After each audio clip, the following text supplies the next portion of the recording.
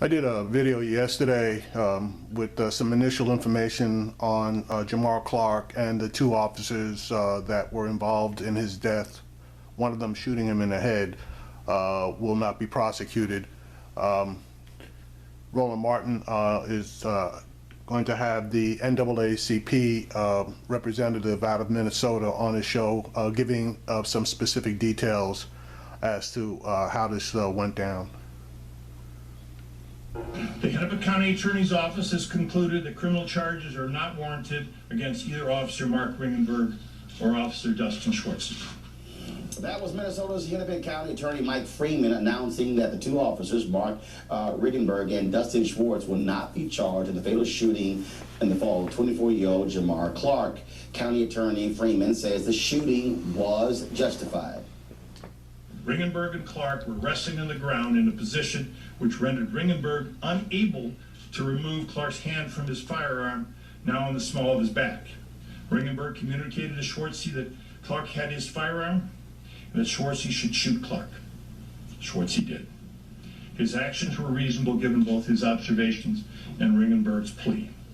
Forensic evidence and video evidence both support the belief that Clark was not handcuffed at any time through the altercation.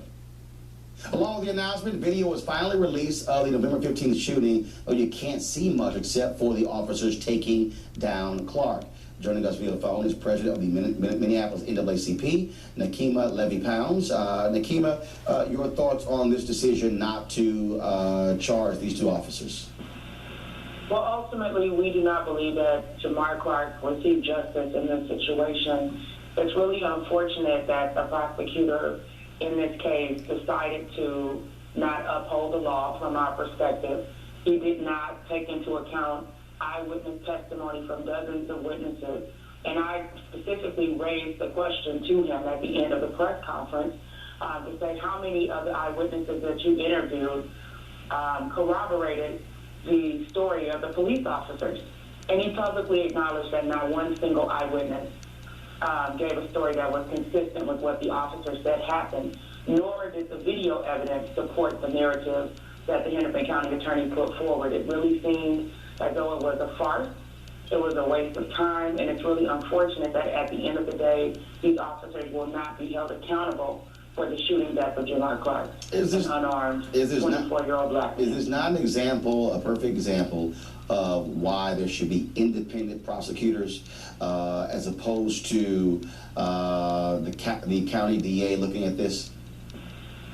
Absolutely. I believe that could have potentially made a difference. However, if you look at what has happened over the last several decades in Minnesota, there has been an abject failure to hold officers accountable across the board in counties across the state. Now, Minnesota is over 85% white, and the police force only has a very small number of people of color. The majority of jurors in different situations are white, middle-class folks.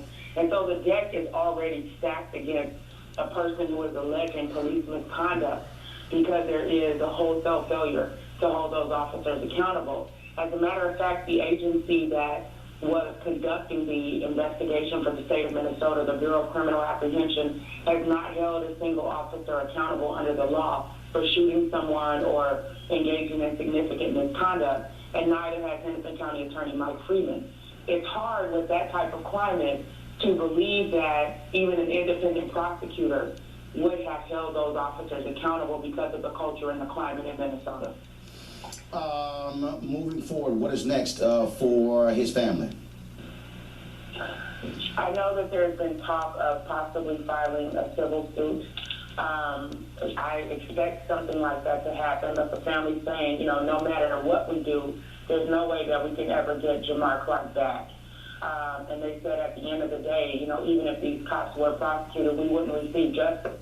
But they want to make sure that this doesn't happen to anyone else. And so we're going to keep marching and protesting and demonstrating and knocking on the doors of the powers that be to try to get this entire system transformed and overhauled. All right, then. Nakima Levy-Pounds, we certainly appreciate it. Thank you so very much. Thanks for having me. All right. All right. So If you took a look at the video and you had to look obviously off to the left, and it wasn't a lot of it. He played it in a loop. The person, Mr. Clark, was facing away from the officer when the officer came in behind him. He was standing behind him. Then he went and took him down from behind. Now, how does a person that's taken down, and it looked like it was in a chokehold, but you know, that's neither here nor there, taken down from behind, okay, taken down to the ground, and the officer supposedly has training on taking people down to the ground and subduing them. How does that person go from facing away from the officer, being taken down to the ground? How is he able to get the upper hand on a police officer who had the advantage initially, and he's on the ground? So something to me is not quite right here.